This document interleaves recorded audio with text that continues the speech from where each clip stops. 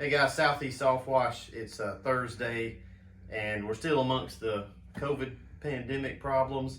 I've got my local barber here, somebody I've known my whole life, Mr. Steve Williams. He owns the barber shop down here on Main Street. Well, it used to be on Main Street. He's moved uptown now, so we've had some drama and some interesting times here in Roanoke. Just to give you the setting, Roanoke is a little bitty town. We live in basically Mayberry. I think the population's about 6,500 people. Everybody knows everybody, and so we're conservative. Steve's conservative.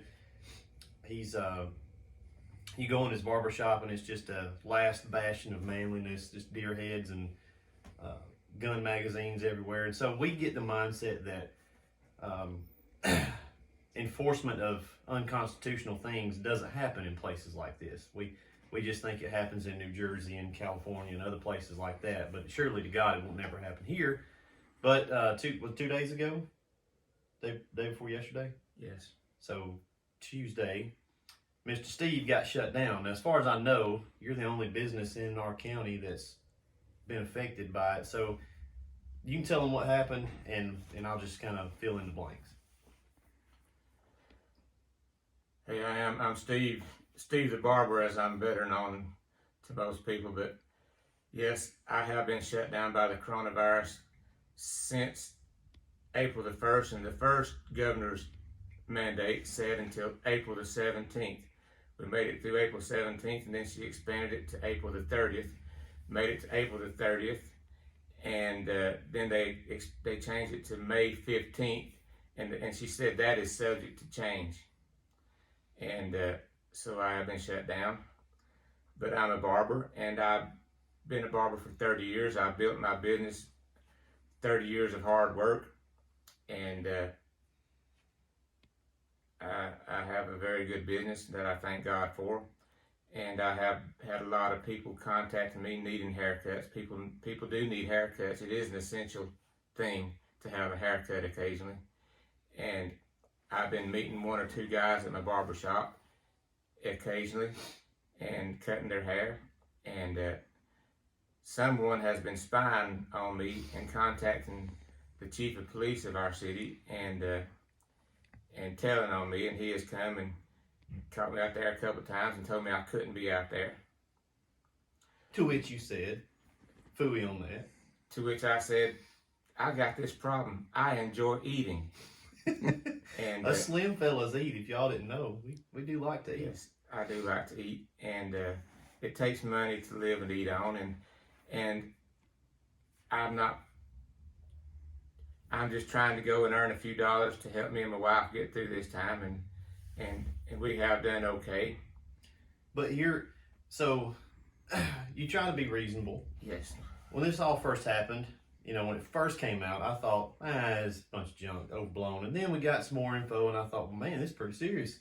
So they shut all this stuff down, and then we try to be reasonable. We take precautions. But what's happened is we're on day like 44 now, and it's to the point where our business, his business, we don't qualify for any of this assistance. And all the small business owners out there, you really understand where we're coming from. You try to be reasonable. He was taking precautions, wearing a mask, wearing gloves.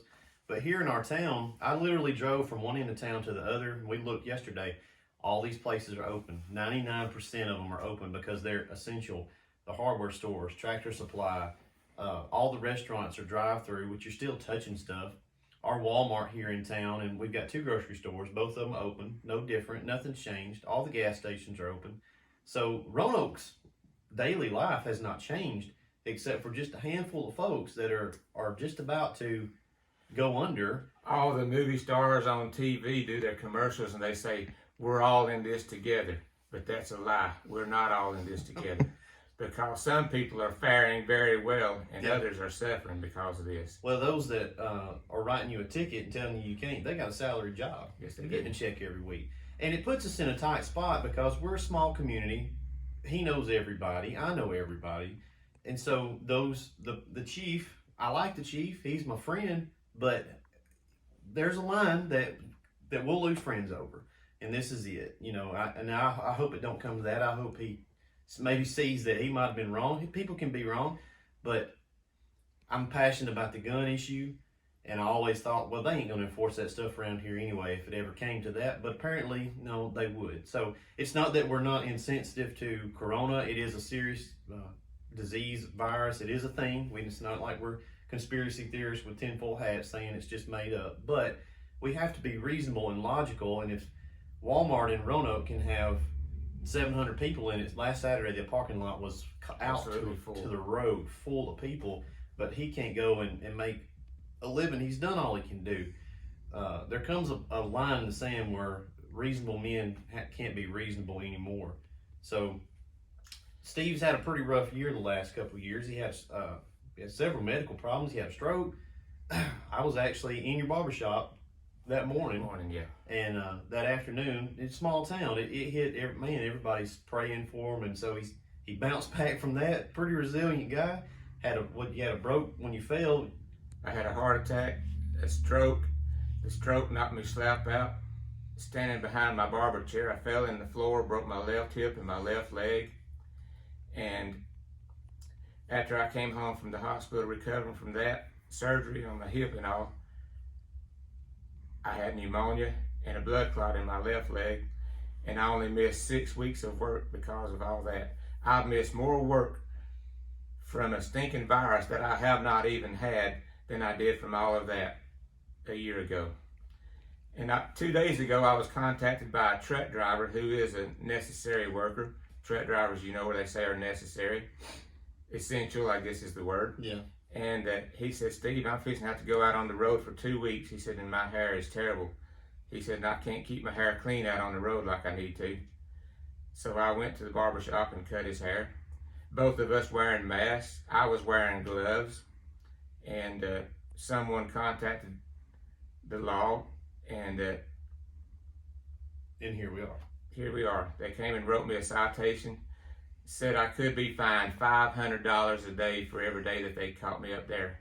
In my business, I have not opened my business.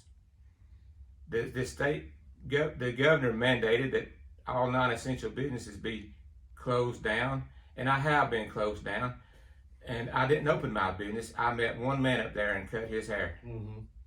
So, if y'all notice, I've got a fresh fade because I just told him to come out here to the shop and he could cut mine here. So there's a couple of issues. You know, those that would snitch on a barber during this would have snitched on Anne Frank. Yeah. But the second issue is, really, if we get down to brass tacks, you call the law and say, hey, this guy's he's over here cutting hair. What they should say is, well, go read the Constitution. We're not enforcing that because these are unconstitutional orders or mandates. So really, go snitch all you want to. Here we're going to draw a line. We're going to say, just because somebody complained and called and complained doesn't mean that you have to enforce it. So any of my law enforcement guys out there, listen, here's where you better take a stand and get on the right side of this. A lot of states, there was a lady in Texas who opened their salon, got arrested. Attorney General made them throw the case out because it's baloney. It's bogus. And so here's your opportunity to identify which side you're going to be on here. We're not saying that just, no common sense, but use some common sense. It's just not, it makes no sense to me. The coronavirus is not going to be stopped because Steve's barbershop can't be open. And so we've got a GoFundMe link. I didn't organize it. Another guy beat me to it. We'll put the link down in the description below if you guys want to donate to it. So he's got a court date of when? July the 7th. July the 7th. Will that be in Randolph County? As far as I know, it is in Randolph County unless the Attorney General moves it to Montgomery. This is a state mandate, so it could be sent to Montgomery. Yeah. So we're just not the type of folks to roll over and take it. And try to be reasonable, try to be understanding. And even though it's a small town, and it really, at the end of the day, there's scruples, and there's a line that ain't no man got no right to tell another man what he can and can't do to feed his family. So I just wanted to put that video together. I don't know how far this video will go, but I want to say something to President Trump. I'm calling on President Trump to open our country back up, open the economy back up, put all businesses back to work. Yes, the news media will try to crucify you over it, but the American people, sir, are behind you 100%. They're going to crucify me anyway. They're going to crucify you anyway, but the American people are behind you 100%, and they know what's going on. Open our country back up, please, sir. Thank you very much. Let's God get bless back to America. work. All right, guys, share the video. YouTube may take this down. I don't know. They've got some funky policies about this stuff right now. Facebook as well. So we'll go as far as we can with it. But share it, get it out there. I'd like to get his story out there because it's just ridiculous. If it can happen in Roanoke, Alabama, it can happen anywhere. All right, we'll get back to being essential. Hope y'all have a good day. Yeah, y'all